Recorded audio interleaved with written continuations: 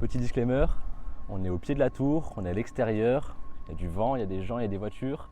Ça risque d'être une interview un peu chaotique, mais j'ai envie de dire bienvenue dans le réel.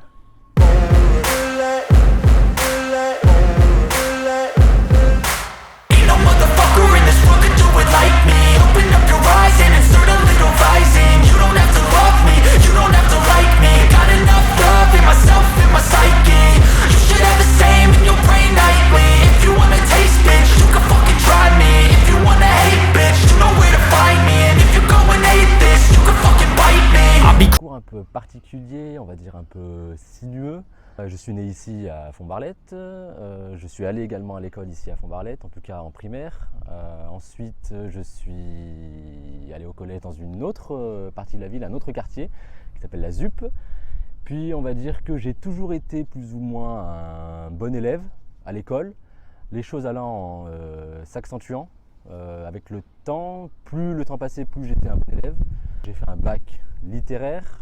Je suis ensuite allé à l'université où j'ai suivi un cursus de LLCER anglais, donc littérature anglaise on va dire, qui a ensuite débouché sur toute autre chose, c'est-à-dire que j'ai fait un master, un double master, un master FLE, français langue étrangère, et un master philo à double spécialité, donc spécialisé en mathématiques et astrophysique, donc deux choses qui n'ont absolument rien à voir, mais on va dire que mon désir principal à l'époque, c'était de me professionnaliser en tant que professeur de français langue étrangère. Ce que j'ai fait d'ailleurs par la suite.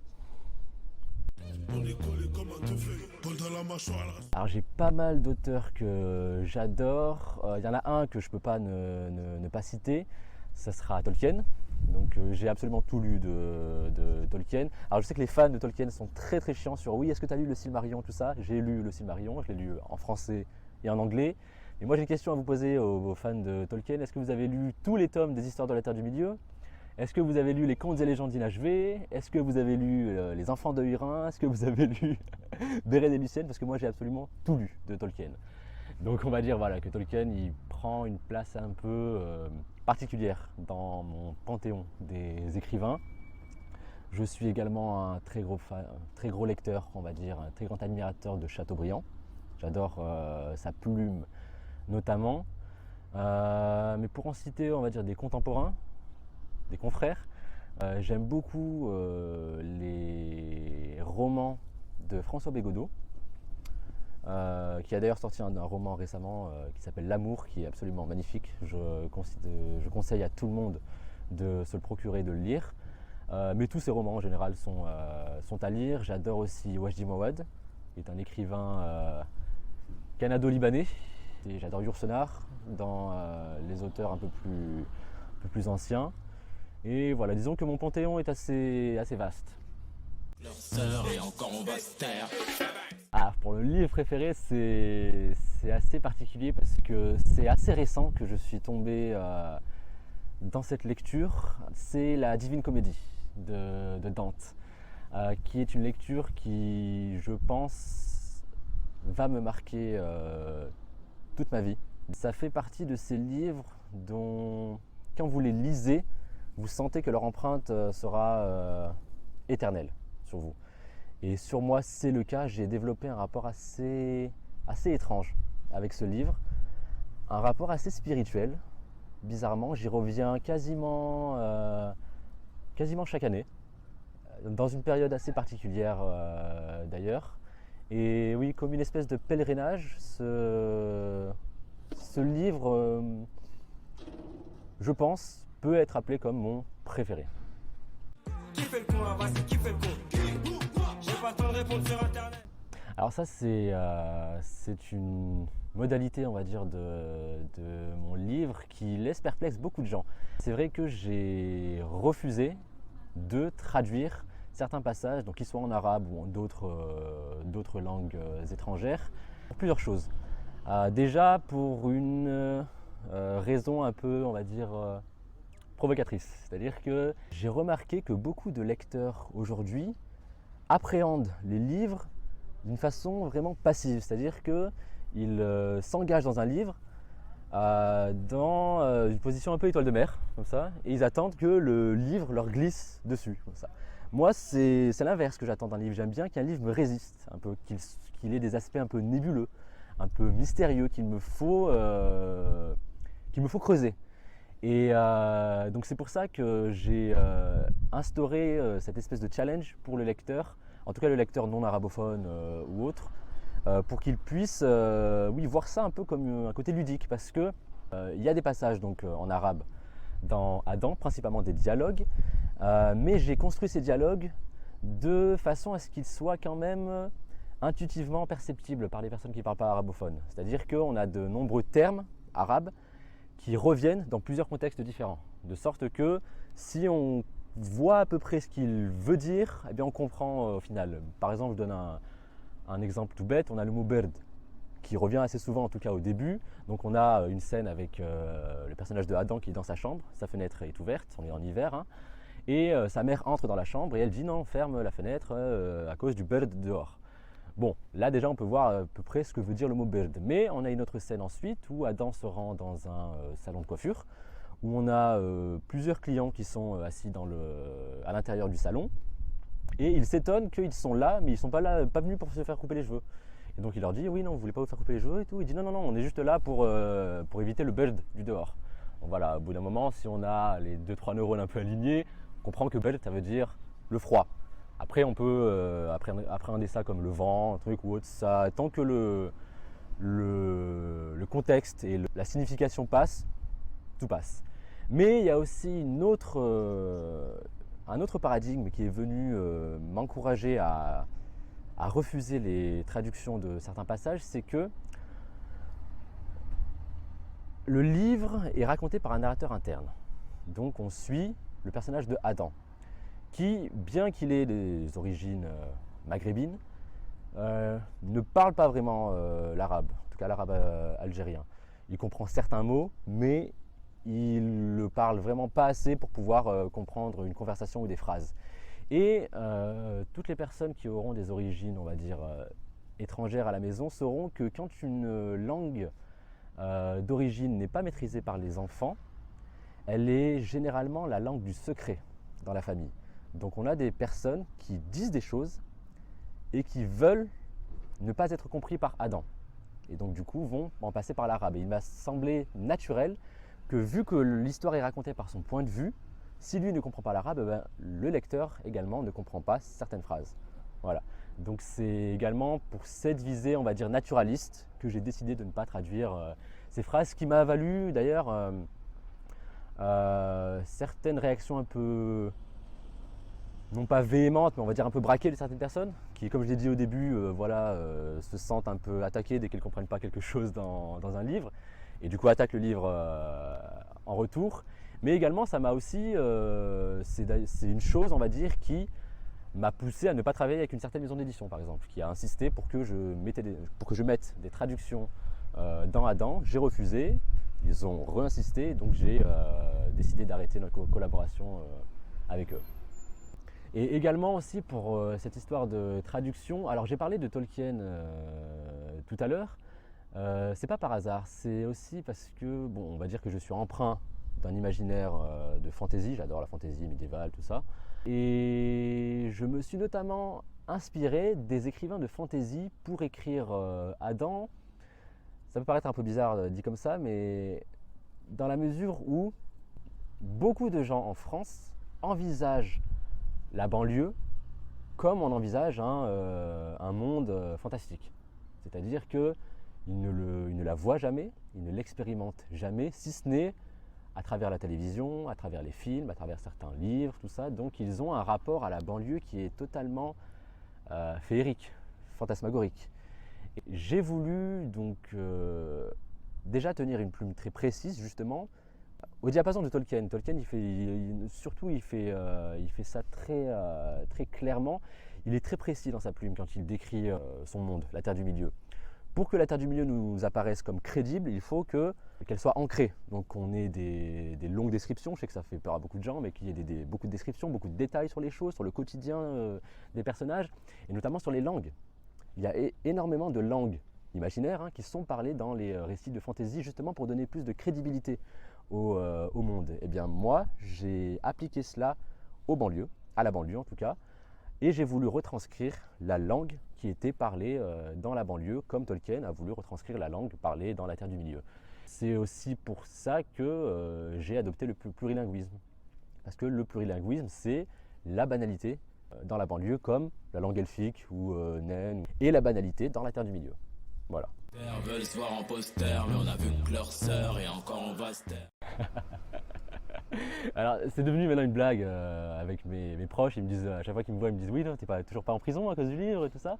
Alors il faut savoir que ce que je dis là, c'est pas que pour faire le kéké, pour dire oui, non, je suis tellement subversif pardon, que je vais aller en prison, tout ça. Non, ça, le caractère polémique, on va dire, du roman, il m'est venu après son écriture, dès que j'ai eu les premiers retours par rapport à ça. C'est-à-dire que quand je dis qu'on m'a demandé mon casier judiciaire après la lecture de ce livre, c'est une réalité.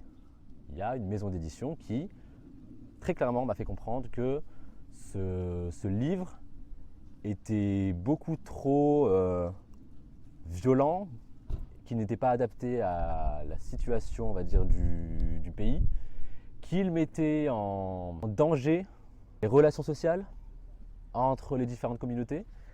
Et donc c'est pour ça qu'ils m'ont demandé mon extrait de casier judiciaire, en fait, pour aller très vite, hein, ils ont pensé que j'étais un terroriste. donc voilà, donc encore une fois, quand je dis que ce roman est polémique, c'est pas pour me donner comme ça une posture de rebelle ou quoi, c'est vraiment quelque chose qui s'ancre dans la réalité des retours que j'ai eus sur Adam. Ah, c'est très compliqué comme ça de sortir un passage, mais si, non, si, il y a un chapitre notamment qui pour moi est un peu la pierre angulaire du livre, dans la mesure où il explique beaucoup de choses. Et c'est dommage parce que d'ailleurs dans les retours que j'ai eus, c'est plutôt un chapitre qui passe, on va dire, relativement inaperçu chez la plupart des personnes. Il y a des chapitres comme ça qui reviennent, des chapitres préférés des gens, je vois à peu près lesquels. Mais celui-ci en particulier, c'est mon préféré. C'est un chapitre qui s'appelle Silence. C'est un passage du livre assez fort où on suit une discussion entre Adam et l'imam de la mosquée du quartier de Fontbarlette. Oui, je pense que je peux dire que c'est un chapitre très important qui explique beaucoup de choses et qui est d'une profondeur rarement égalée dans le roman par les autres chapitres.